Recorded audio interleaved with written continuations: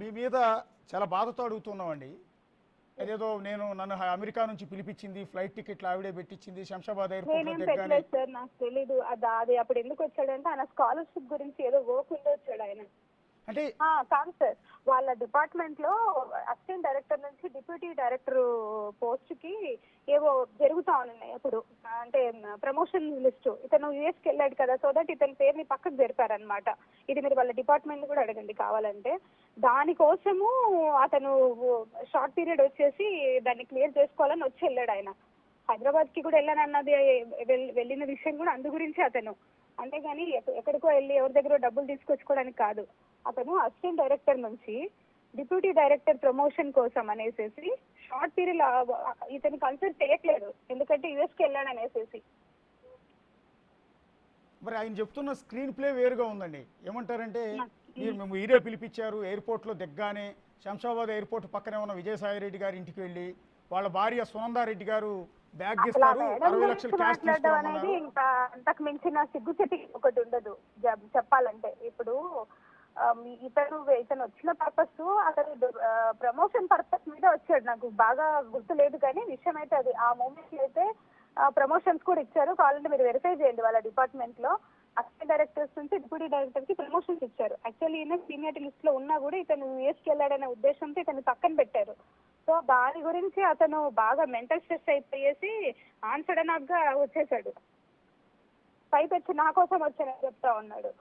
మీరు తీసుకురమ్మంటే 60 లక్షల రూపాయలు క్యాష్ సునందారెడ్డి గారు ఇచ్చారు. దాన్ని తీసుకొచ్చి ఒక విషయం వినండి, అన్నన్ని డబ్బులు తీసుకునేంత అవసరము నాకు లేదు, ఇచ్చేంత అవసరాలు వాళ్ళకి లేవు. వాస్తవం చెప్పాలంటే ఇక్కడ అంతా కూడా ఏదో డబ్బుల గురించి చూపించేస్తే కూడా కరెక్ట్ లేడీ అలా ముద్ర వేయించి నన్ను డిపార్ట్మెంట్ నుంచి నాకు ఉద్యోగం తీయించేసి నన్ను ఒంటరిదాన్ని చేయాలని ఆయన ప్రయత్నం. ఒక విషయం గుర్తుపెట్టుకోండి సార్, నేను 4 ఏళ్ళు పనిచేసిన, 4 ఏళ్ళు కూడా ఛాలెంజింగ్ గా చేసిన, ఎన్నో కోట్ల భూమిని తీసుకొచ్చి ఎండోమెంట్ డిపార్ట్మెంట్ లో కలిపిన. నేను ఎక్కడ కూడా కరప్షన్ కి తావు లేకుండా ఎవరైనా ఇవ్వడానికి ప్రయత్నం చేసిన సార్ ఇది కాదు, మేము ఆల్రెడీ డిసైడ్ అయిపోయినాం. నేను ఎలక్షన్ పోయినప్పుడు ఫోన్ ఆఫ్ చేసి ఎలక్షన్కి వెళ్ళేదాన్ని. 2 ఫోన్లు, నా పర్సనల్ నెంబర్ కానీ అఫీషియల్ నెంబర్ కానీ 2 ఫోన్లు ఆఫ్ చేసి ఎలక్షన్కి వెళ్ళి మొత్తం కొట్టేసినాక ఫోన్ ఆన్ చేసేదాన్ని, ఎక్కడి నుంచి ప్రెజర్లు వస్తాయేమో అని. ఆ విధంగా పనిచేసిన. శాంతి అంటే ఎండోమెంట్ డిపార్ట్మెంట్ ఎలక్షన్ అంతే. 2 ఏళ్ళు కంటిన్యూగా ఎలక్షన్లు కొట్టించేస్తున్నాను నేను. ఇంతకంటే ఇంకేం పని చేస్తాను సార్ నేను. ఎంతో మంది అప్రిషియేట్ చేస్తారు. అప్పుడున్న అర్జున్ రావు గారు మా కమిషనర్ గారు, నేను ఏదైనా ఎలక్షన్కి వెళ్ళామని కంపల్సరీ మేము కమిషనర్ గారికి ఇన్ఫార్మ్ చేస్తాం. అంటే 58,000 జీతం తీసుకుని అసిస్టెంట్ కమిషనర్ శాంతి గారు విజయవాడలో 2.5 కోట్లు పెట్టి విల్లా ఎలా కొనగలిగారు అనేది ఆయన అడుగుతున్నమాట. ఒక విషయం ఏంటంటే ఇప్పుడు ఏమన్నా గవర్నమెంట్ చేంజ్ ఏమన్నా రేట్లు పెరుగుతాయో నాకు తెలియదు కానీ అది నేను కొన్నప్పుడు పంచాయతీ, అది కుంచన్పల్లి అనే ఏరియా పంచాయతీ, ఒకసారి వెళ్ళి చూడండి మీరు.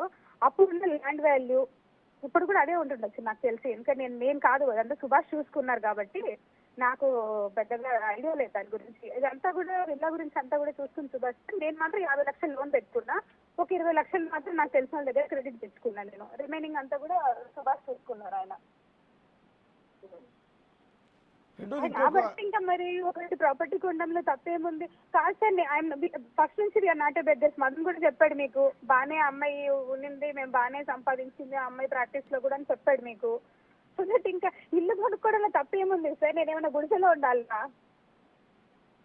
ఇవి ఒక గవర్నమెంట్ సర్వెంట్ అయితే మేము లోన్ పెట్టుకోకూడదు. గవర్నమెంటే మాకు ఇస్తున్న ఆపర్చునిటీ లోన్ పెట్టుకోండి అనేసి బ్యాంకర్స్ ఇస్తున్నారు. సో 50 లక్షలు లోన్ పెట్టాను సార్ నేను. ఊరికే ఏం రాలేదు, 2.5 కోట్లు ఏం కాదు అది. ఇప్పుడు అమ్మినా కూడా మీకు ఇప్పుడు మహా అంటే ఒక 10 లక్షలు పెరిగి ఉండొచ్చు అది. అంటే ఇట్లా అందులో టైప్ ఆఫ్ మెజర్మెంట్స్ ఉన్నాయి. నాది మిడిల్ మెజర్మెంట్. మీకు కావాలంటే వెళ్ళి చూసుకోవచ్చు, పర్వాలేదు. ఇంకా డాక్యుమెంట్ ఉందిగా ఆయన దగ్గర, చూపిస్తారు చూడండి. అందులో 3 టైప్ ఆఫ్ వేరియేషన్స్ ఉంటాయి. ఒక స్మాల్, మిడిల్, బిగ్. అది మిడిల్ వర్షన్. ఏది సార్ ఇదంతా? అసలు ఇల్లు కొనుక్కోవద్దు, బంగారం వేసుకోవద్దు, బట్టలు వేసుకోవద్దు, బికార్దాన్ లాగా ఉండాలి. ఎందుకు ట్రైబ్ అంటే బికార్దాన్ లాగా ఉండాలా? మేము మంచి బట్టలు వేసుకోకూడదా? మంచి ఉద్యోగం చేయకూడదా? మంచి చెప్పులు వేసుకోకూడదా? మేము ఎవరో కామెంట్ చేసేవాళ్ళు ఫస్ట్ లో, నేను వైజాగ్ వెళ్ళిన కొత్తలో మంచి మంచి హీల్స్ చెప్పులు వేసుకుంటది, కళ్ళ కాటుకోబెట్టుకుంటది అని. వేసుకోకూడదా చెప్పులు? నేను మంచి చెప్పులు చేతిలో పట్టుకుని నడవాలా నేను? ఒక ట్రైబ్ గా నేను మంచిగా ఉండకూడదా? ఎప్పుడు చిరిగిపోయిన బట్టలు వేసుకొని తిరగాల మేము? సార్ చెప్పండి.